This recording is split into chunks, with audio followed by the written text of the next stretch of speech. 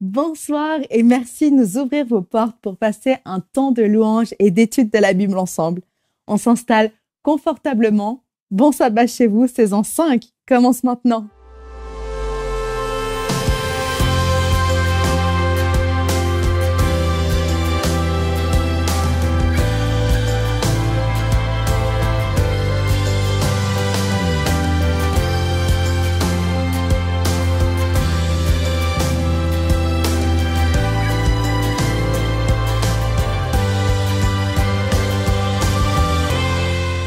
La semaine est finie, ou presque. Ouf! Je ne sais pas si vous, elle a été pleine de bonnes choses ou au contraire difficile, voire carrément triste. Pour moi, elle a été fatigante. Toutefois, ce dont je suis sûre, c'est qu'en ce sabbat, on a le droit à une bonne pause et Dieu veut s'adresser à chacun de nous dans nos situations particulières. Il est là, je vous assure, et il a le pouvoir de vous parler.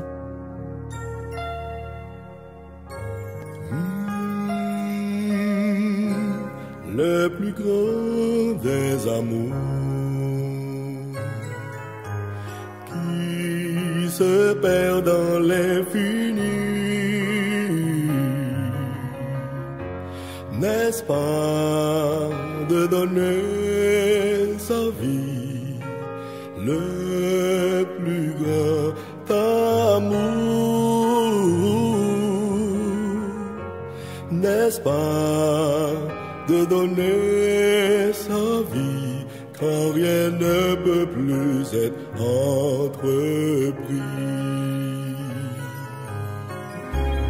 Parmi tous nos serments d'amour, de fidélité, combien ont pu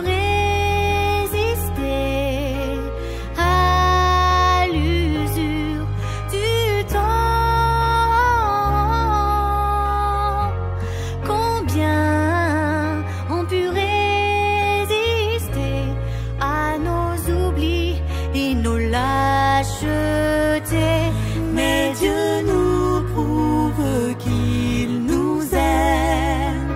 Il a tenu sa promesse par son Fils même. Pour nous, il est mort injustement, pour que nos péchés soient balayés dans le vent.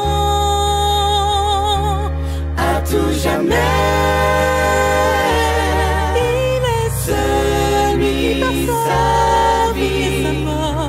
Nous a pris ce que signifiait le plus grand des amours.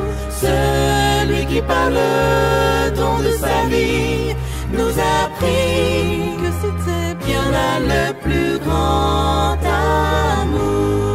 Oui, il est celui qui par sa vie et sa mort nous a appris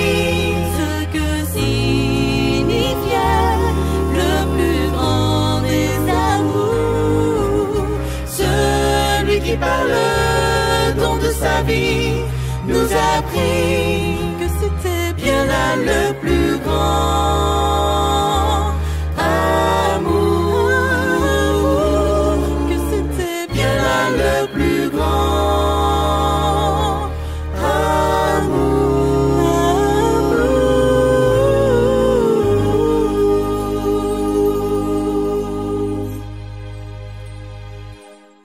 Nous voici une fois de plus pour évoquer un miracle de Jésus.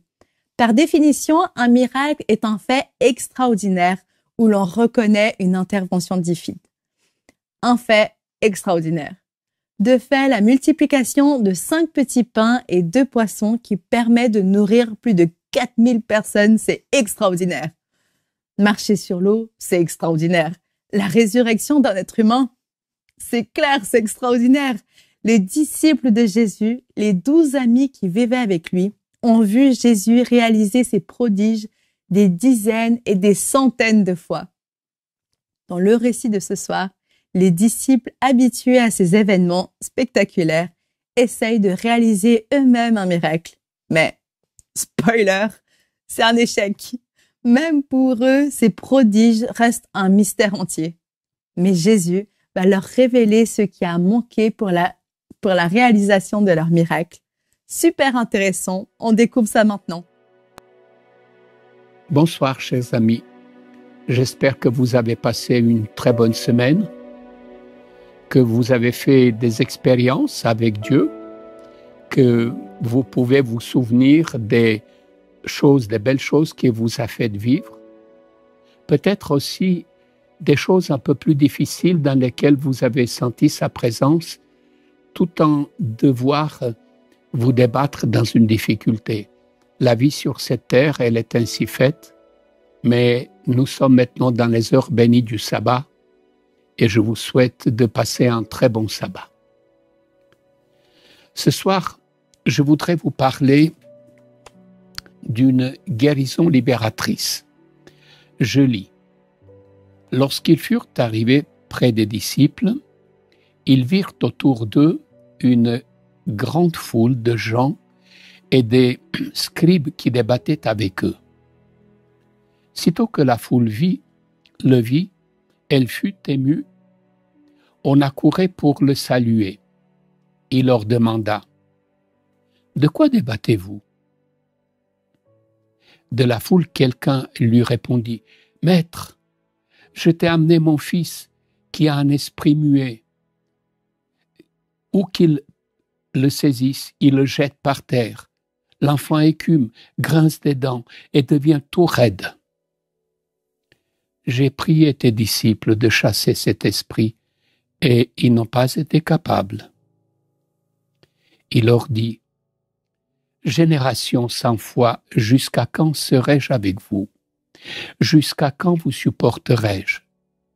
Amenez-le-moi. On lui amena l'enfant.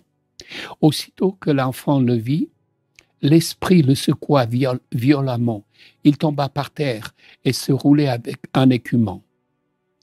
Jésus demanda au Père, « Depuis combien de temps cela lui arrive-t-il » ? Depuis son enfance, répondit-il, souvent l'esprit l'a jeté dans le feu et dans l'eau pour le faire périr. Mais si tu peux faire quelque chose, laisse-toi émouvoir et viens à notre secours. Jésus dit, si tu peux, tout est possible pour celui qui croit. Aussitôt le père de l'enfant s'écria, je crois. Viens au secours de mon manque de foi. Jésus, voyant accourir la foule, rebroie l'esprit impur en lui disant, esprit muet et sourd, c'est moi qui t'ordonne, sors de cet enfant et n'y rentre plus. Il sortit en poussant des cris et en secouant très violemment l'enfant. L'enfant devint comme mort, de sorte que la multitude le disait mort. Mais Jésus, le saisissant par la main, le réveilla et le releva. Cette guérison-libération suit la transfiguration qui nous décrit Jésus-Christ glorifié. Cette transfiguration a eu lieu probablement sur le mont Tabor. Jésus était là avec ses disciples, Pierre, Jacques et Jean. Les disciples n'en croyaient pas à leurs yeux. Ils se croyaient au ciel, tellement l'ambiance était magnifique, tellement la lumière était belle, tellement ce qu'ils entendaient était merveilleux. Il y avait juste Pierre qui a pu dire quelques mots en balbutiant. On est tellement bien ici qu'il faudrait dresser 3 tentes, une pour toi, une pour elle et une pour Moïse. Il disait ça car il avait été saisi de peur. Je ne sais pas si on peut vraiment s'imaginer ce que c'était cet instant. Mais ces instants ont été tellement forts qu'ils ont coupé le souffle et la parole à Pierre. Il a juste pu trouver quelques mots. Et puis, 2 brefs événements, un nuage et une voix qui dit « Celui-ci est mon fils bien-aimé, écoutez-le ». Puis, plus rien. Tout est fini. Il y a lieu d'entreprendre la descente. Les disciples, eux, sont encore sur leur nuage. Ils ne savent pas très bien ce dont ils doivent parler. Ils sont stupéfaits. Ils se posent des questions sur ce qu'ils viennent de vivre. Et Jésus va rajouter à leur perplexité en leur disant « Ne racontez à personne ce que vous avez vu jusqu'à ce que le Fils de l'homme se soit relevé d'entre les morts. » Les disciples sont dans la perplexité la plus totale. Ils voyaient Jésus transfiguré en Dieu. Et celui-ci leur parle de la mort, de la résurrection par laquelle il doit passer. Alors sur ces pentes escarpées en descendant, où les pieds achoppent sur les pierres, il parle. Mais il parle de tout et de n'importe quoi, tout simplement parce qu'ils ne supportent pas le silence, après ce qu'ils ont vécu. Sur ce, les disciples regagnent la plaine avec Jésus. Et là, dans la plaine, il y a une foule. Une foule composée de divers personnages, des docteurs de la loi, des disciples, des pharisiens, et ça discute ferme. Certains annoncent même des arguments théologiques, d'autres sourient un peu du coin des lèvres. Puis quand on voit Jésus arriver, tout le monde fait silence, parce que personne ne sait très bien ce qu'il pourrait dire devant Jésus. Personne, sauf un homme, le père de l'enfant. Et quand Jésus pose la question « De quoi débattez-vous ?», personne n'engage la discussion pour dire à Jésus de quoi il débatte, sauf un homme, l'homme dont l'enfant est malade. Alors il crie, il dit « Maître, je t'ai amené mon fils qui a un esprit muet. » Lui n'avait pas besoin de rassembler ses esprits. Lui, il avait un poids sur le cœur. Alors il fallait qu'il dise ce poids, il fallait qu'il dise ce qui serrait son cœur, ce qui lui faisait de la peine. C'est comme ça. Quand on a un poids sur le cœur, souvent, on est heureux quand on a un ami à côté de soi pour pouvoir lui parler, pour pouvoir lui dire ce qu'on a sur le cœur. On est très malheureux quand il n'y a personne. Et là, cet homme a remarqué que Jésus était très attentif, que Jésus l'écoutait comme s'il était le seul au monde. Alors il lui a dit son poids. Et puis l'homme continue. Où qu'il le saisisse, il le jette à terre. L'enfant écume, grince des dents et devient tout raide. C'est insupportable pour moi. J'ai consulté des médecins, je l'ai même amené à tes disciples, ils n'ont rien pu faire. Alors, si tu peux, fais quelque chose. Et Jésus, avec un naturel désarmant, lui dit, tu dis si tu peux, mais tout est possible à celui qui croit. Cette parole est extraordinaire et je la considère comme extraordinaire, non pas parce qu'elle a été prononcée par Jésus, mais parce qu'elle va susciter de la part du Père une réponse totalement inattendue, en tout cas pour moi. L'homme répond « Je crois ». Et puis tout à coup il rajoute « Viens au secours de mon manque de foi ». Il y a comme ça des circonstances dans la vie où l'on croit qu'on est fort, où l'on se croit même très fort. Mais il suffit parfois d'être bousculé juste un tout petit peu pour être déstabilisé et que ça bascule dans le doute, l'incrédulité.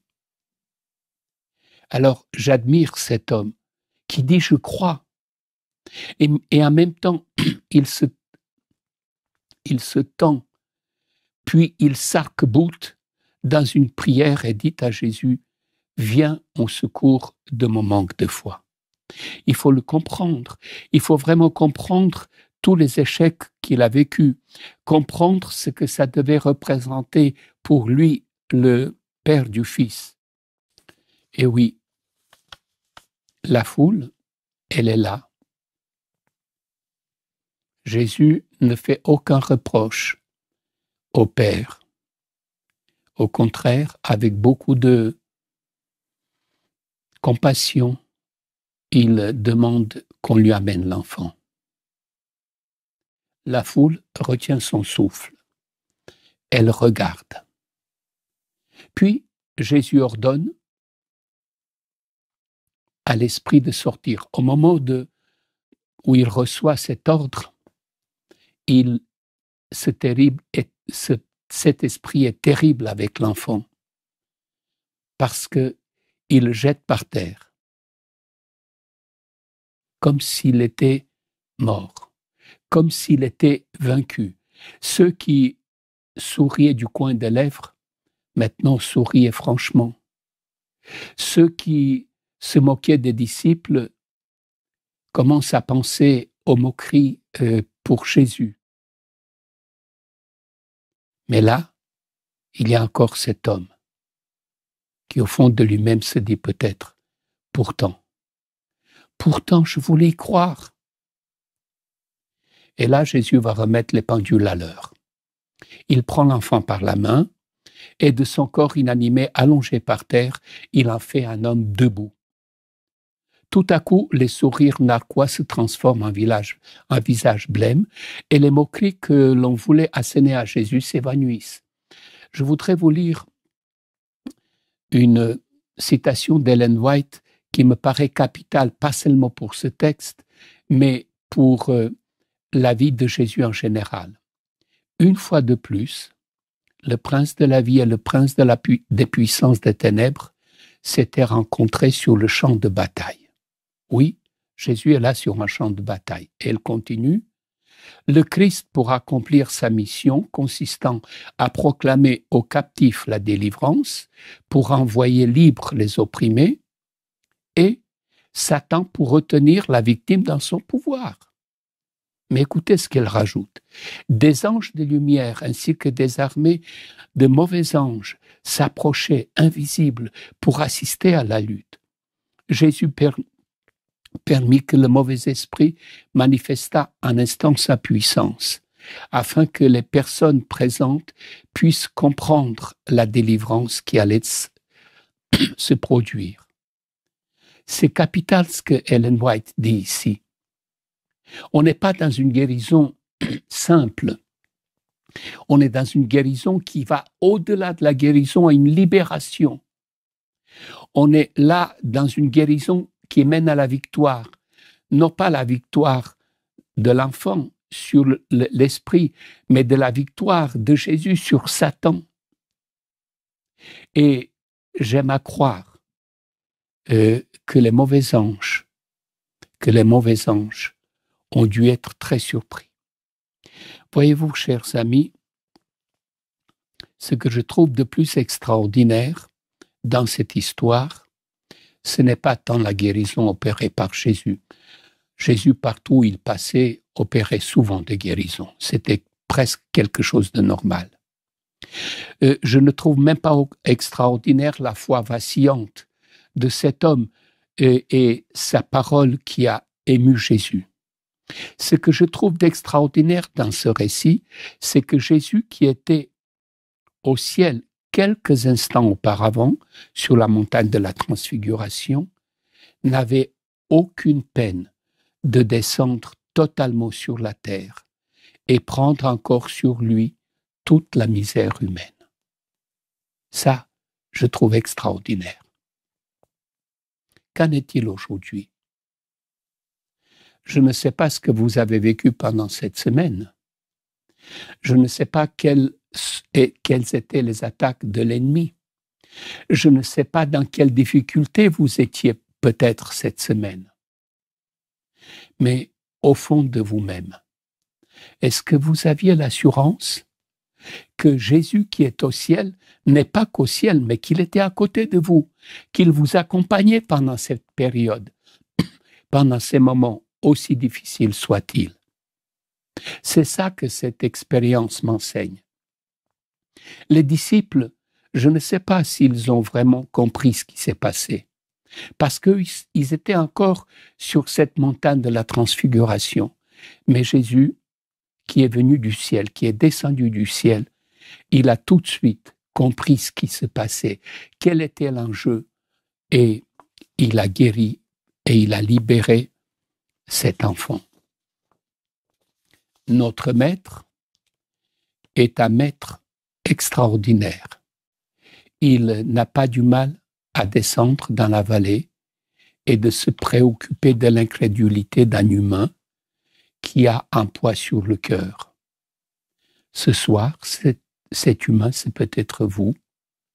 Vous qui portez un poids, vous qui êtes assailli par un poids et qui vous paraît difficile. Oui, Jésus n'avait pas besoin de dire « Attendez juste un instant que je reprenne mes esprits et puis je vais prendre en compte ce que vous me demandez. » Non, Jésus n'avait pas besoin parce qu'il est le maître du temps, des circonstances, des événements, et surtout, c'est un maître qui sait être ému, qui sait se laisser émouvoir par un cri, par une prière, par une larme. Ellen White encore dit ceci: ce n'est qu'en suppliant Dieu avec ferveur, avec persévérance, avec foi, une foi aboutissant à une entière dépendance à l'égard de Dieu, à une consécration absolue à son service, que les hommes peuvent obtenir le secours du Saint-Esprit pour lutter contre les principautés et les puissances, les dominateurs et les ténèbres d'ici-bas, contre les esprits du mal dans les lieux célestes. Ce qui est extraordinaire dans cette guérison-libération, c'est que l'esprit qui a terrassé l'enfant est maintenant terrassé, et l'enfant, lui, il est debout. Tous sont médusés, sauf le père dont le cœur est inondé de joie. Le peu de foi qu'il a réussi à rassembler et le secours par lequel Jésus a abondé à cette foi a remis son enfant debout, plein de vie. Il en est de même dans notre vie de chrétien, dans votre vie. Lorsque Jésus vous libère, vous voyez le jour où la vie est tout à fait différente. Vous voyez le jour où une ouverture vers un processus, plutôt que simplement un état de fait. Cette libération, elle est dynamique et nous avons à notre tour à prêcher, à aider les autres à aller vers une libération. Alors, portez témoignage. Vous voyez, parfois, il suffit d'un rien pour que la journée bascule. Tenez, juste un dernier exemple en conclusion. Un autre personnage de la vie de Jésus, Marie de Magdala, qui un dimanche matin entend le jardinier l'appeler par son nom, et que quelque chose en elle se débloque. Elle se retourne, et le tombeau intérieur, où son affection pour le Christ perdu était enfermée, tout à coup s'ouvre. Des larmes de chagrin, de l'eau qui se transforment en larmes de joie. C'est bien le chemin vers l'arbre de vie et qui lui a été ouvert de la sorte. Et non seulement pour elle, mais pour chacun d'entre nous, lorsque nous sommes libérés par Jésus, et je vous souhaite de vivre cette libération en ces heures spéciales du sabbat, cette ouverture, cette marche nous pousse vers les autres. C'est une question ouverte dont les réponses sont à construire et sont à la fois individuelles et collectives. Sans doute faudra-t-il emprunter parfois des chemins sans chemin, c'est-à-dire que personne n'est passé devant, où Jésus nous invite à passer en sa compagnie. Le premier pas compte. y compris s'il est modeste et humble, comme le premier pas du Père. Je crois. Viens au secours de mon manque de foi. Mais l'humilité nous invite ici à voir grand et à laisser venir à nous la nouveauté de Dieu. La nouveauté de Dieu par la grâce qui abonde pour la libération de notre être intérieur. Que Dieu vous permette de vivre cette libération pleinement.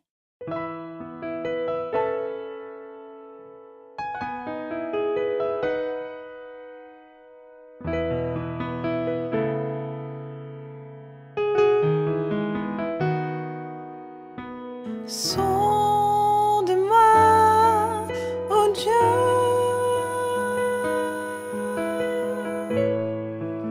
et connais mon cœur.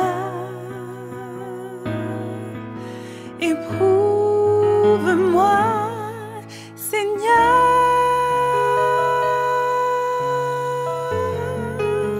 et connais mes pensées.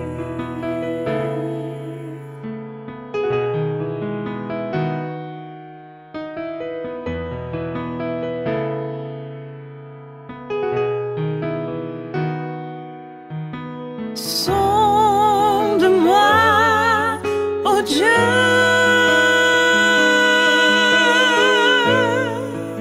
et connais mon cœur. Éprouve-moi, Seigneur,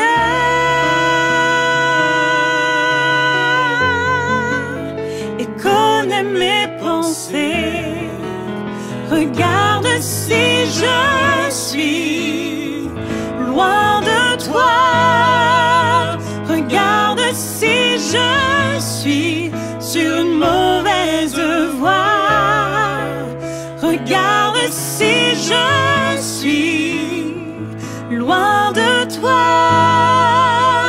Et conduis-moi sur toutes tes voies.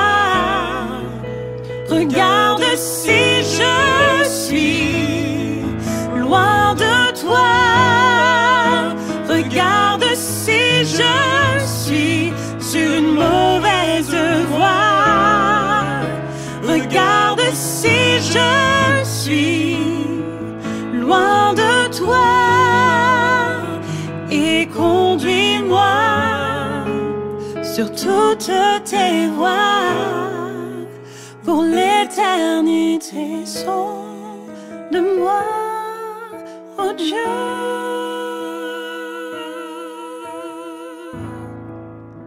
et connais mon cœur.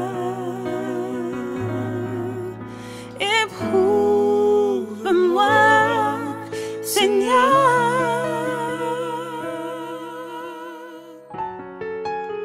et connais mes pensées.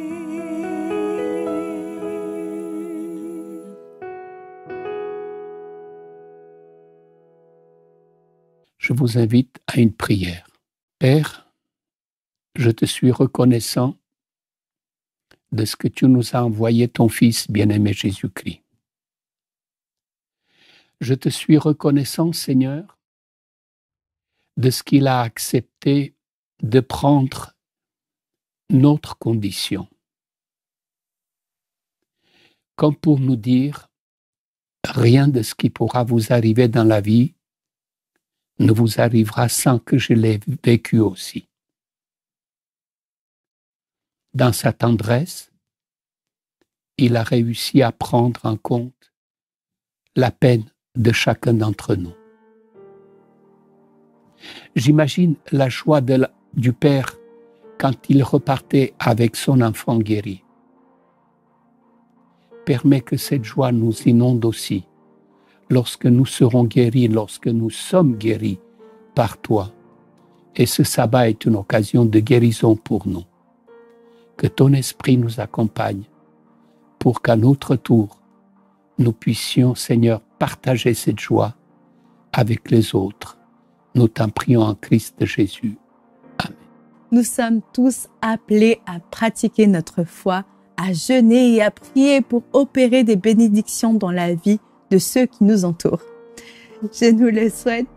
Sur ces mots, je vous dis à très bientôt et vous souhaite un exceptionnel bon sabbat chez vous.